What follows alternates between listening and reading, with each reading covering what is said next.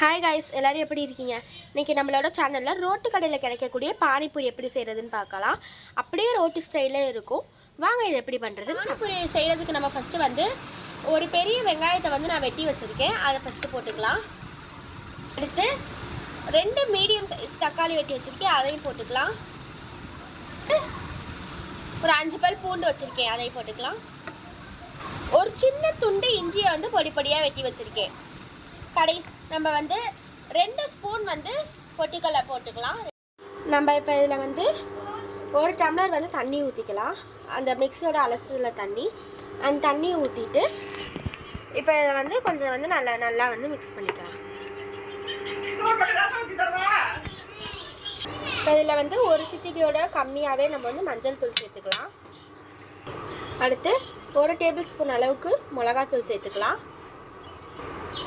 1/2 spoon அளவுக்கு chicken masala சேர்த்துக்கலாம். இப்போ நான் வந்து ஆச்சியோட சிக்கன் மசாலா சேர்த்துருக்கேன். நீங்கள் எந்த சிக்கன் மசாலா வேணாலும் சேர்த்துக்கலாம். 1/2 டேபிள் ஸ்பூன் சாம்பார் பொடி போட்டுக்கலாம். இப்போ இந்த குருமாவுக்கு தேவையான அளவு உப்பு போட்டுக்கலாம். இப்போ இதை வந்து நம்ம வந்து நல்லா மிக்ஸ் பண்ணிக்கலாம். அந்த மசாலாலாம் போட்டதுக்கப்புறம் இப்போ பார்த்திங்கன்னா இது நல்லாவே கொதிச்சிருச்சு. இப்போ இதில் வந்து நம்ம வந்து சுண்டல் சேர்க்க போகிறோம். இது நல்லா கொதிச்சு மசாலாவோட பச்சை வாசனை போனதுக்கப்புறம் தான் நம்ம வந்து சுண்டல் சேர்க்கணும். இதில் வந்து பச்சை பட்டாணி சேர்ப்பாங்க. என்கிட்ட பச்சை பட்டாணி இல்லாதனால நான் வந்து சுண்டல் சேர்த்துருக்கேன். அடுத்து வந்து இதில் நம்ம வந்து உருளைக்கிழங்கு சேர்த்துக்கலாம். ஒரு உருளைக்கிழங்கு வந்து பட்டாணியோடு சேர்த்து ஊற வச்சு மசிச்சு போட்டிருக்கேன். பார்த்தீங்கன்னா நல்லா கொதிச்சுட்ருக்கு. இதை வந்து நம்ம வந்து உருளைக்கிழங்கு பட்டாணியும் போட்டிருக்கோம். இப்போ இதை வந்து நல்லா கிண்டி விட்டுக்கலாம்.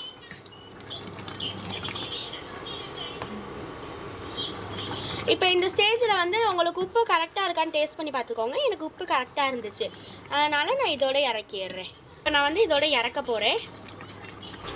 அவ்வளோதான் கைஸ், நம்மளோட குருமா பார்த்திங்கன்னா நல்லா சூப்பராக ரெடி ஆயிடுச்சு. இப்போ இதோட பானிபூரியை வச்சு அசம்பிள் பண்ணிடலாம். இப்போ அடுப்பு ஆஃப் பண்ணி இறக்கி வச்சிடலாம். இந்த பவுல் தான் எடுத்திருக்கேன்.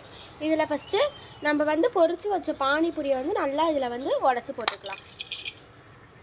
நான் வந்து ஒரு 5 பூரியை இந்த மாதிரி உடச்சி போட்டிருக்கேன். உங்களுக்கு எத்தனை பூரி வேணுமோ நீங்கள் இதை வந்து இப்படி உடச்சி போட்டுக்கலாம்.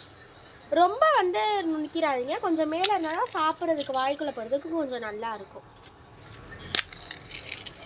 அவ்வளோதான். இப்போ நம்ம செஞ்சு வச்சுருக்க குருமாலேருந்து 1 ஸ்பூன் நிறையாவே எடுத்து தாராளமாக அப்படியே ஊற்றிக்கலாம்.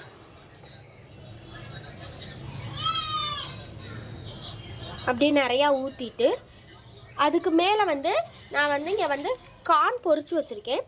இதையும் அப்படியே மேலே வந்து நிறையா போட்டுக்கலாம்.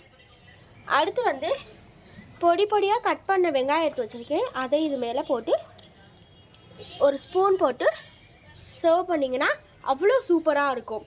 அவ்வளோதான் காய்ஸ், நம்மளோட பானிபூரி எப்படி இருந்துச்சுன்னு சாப்பிட்டு மறந்துடாமல் கமெண்ட் பண்ணுங்கள். இந்த வீடியோ உங்களுக்கு பிடிச்சிருந்தா லைக் பண்ணுங்கள், ஷேர் பண்ணுங்கள், கமெண்ட் பண்ணுங்கள். மறந்துடாமல் நம்ம சேனலோட சப்ஸ்கிரைப் பண்ணுங்கள். பாய்.